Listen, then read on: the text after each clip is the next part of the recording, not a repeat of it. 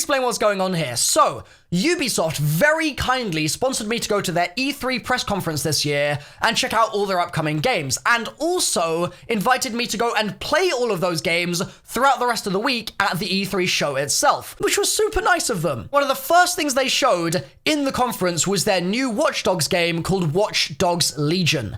And it's set in London, which is really cool because I'm from London, so when I saw it, I was like, hold on, I recognize all these places. Like, I've been there, I've walked on those streets, I've gone in those buildings. It was a really sort of surreal but really cool experience. And I then got to play Watch Dogs Legion for an hour the next day, so I've got a pretty good idea of how the game works. Now, before I get into the sort of nitty-gritty details and talk about it a little bit more, I want to quickly say there was one real standout moment of the reveal, and it was the fact that you can play in the game as any NPC, okay? And when they say any NPC, they really mean any NPC, because there's a point where they see a granny in their, like, squad as a potential player that they can select to play as, and they're like, you know what? Yeah, let's play as the granny. And the whole crowd was just like, what? Here's actually a live reaction from the venue, because I was recording while I was in there. It was just a great surprise, honestly.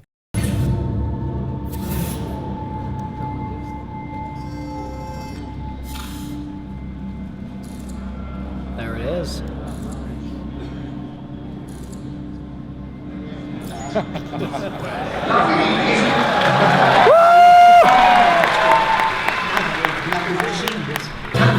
They'll be on to me.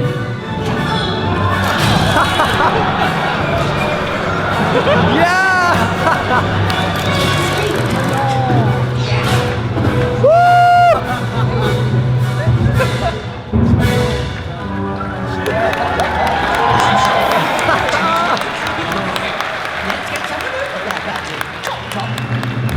So that's a pretty good segue into the hour I spent playing the game myself, because when I jumped onto that station and started playing, I also was playing as a granny. I was called like Vivian or something. I was 78 years old and I couldn't sprint because I think I had arthritis in my knees.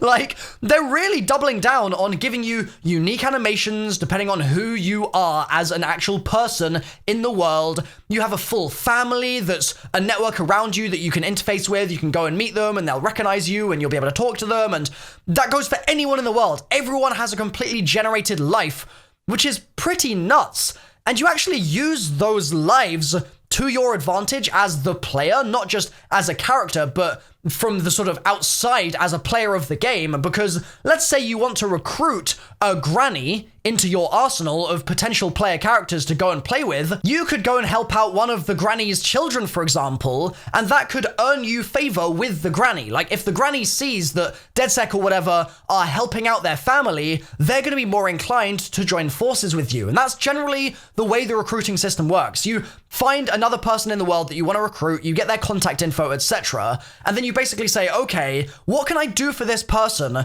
to convince them that DedSec is actually good, that DedSec is going to be on their side and something that they should fight for. And so, for example, you might have someone who is being targeted by a harasser, and so if you neutralize that harasser, you're going to make that person more fond of DedSec. But the risk that you then face is that that harasser has their own network of people associated with them. And if that harasser happens to be some kind of drug kingpin, for example, you might anger an entire gang or an entire network of folks that you had no idea were connected to them in the first place.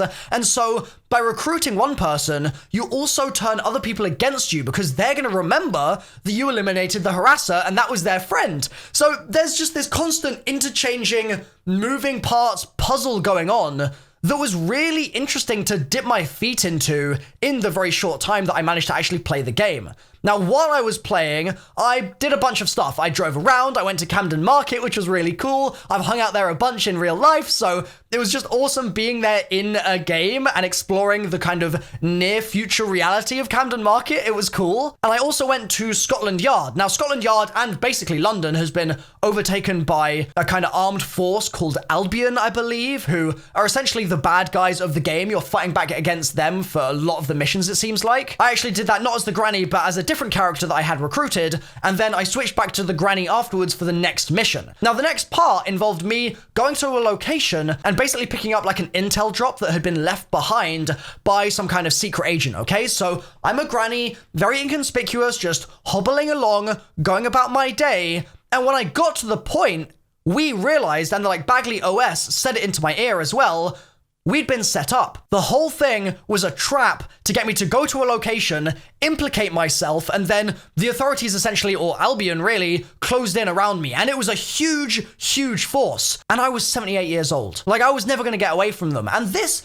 is something that really, really impressed me. It was right at the end of my gameplay time. In any other game, you get into a scenario like that. Let's say you're playing Uncharted, right? That's the example that I gave to some of the folks at the booth in E3. If you're playing Uncharted, you kind of have a subconscious thought in your mind the whole time of, if I am going to get into a scenario where there's a lot of bad guys, the game is going to be balanced in order for me to either break free or for there to be some kind of cutscene where some magical thing happens and suddenly I'm not in danger anymore. It's just like a natural thing that we're tuned into as players of games. It's an unwritten rule almost that if the odds seem stacked against us, yes, that means that we're going to have to work hard to get out of it, and we're going to have to work hard to beat that enemy or score that goal or whatever, but it should be possible, because otherwise it's going to feel like a futile effort.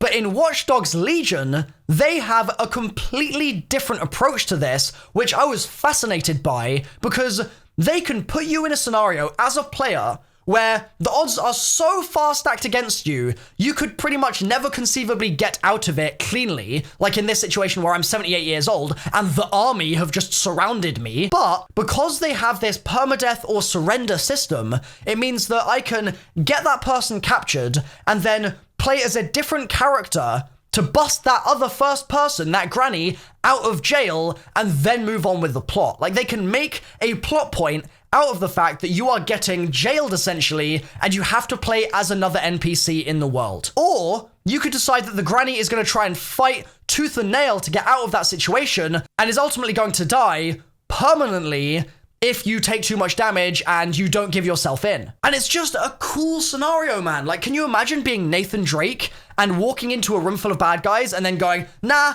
I give up, and playing as Sully for the rest of the game?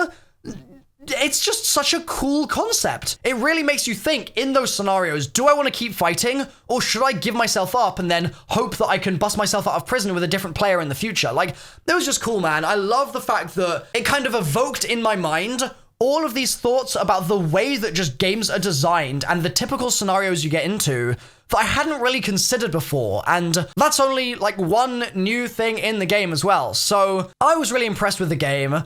If you want to check it out and pre-order, etc., I think there's going to be a link in the description down below. Thanks again to Ubisoft for working with me on this video.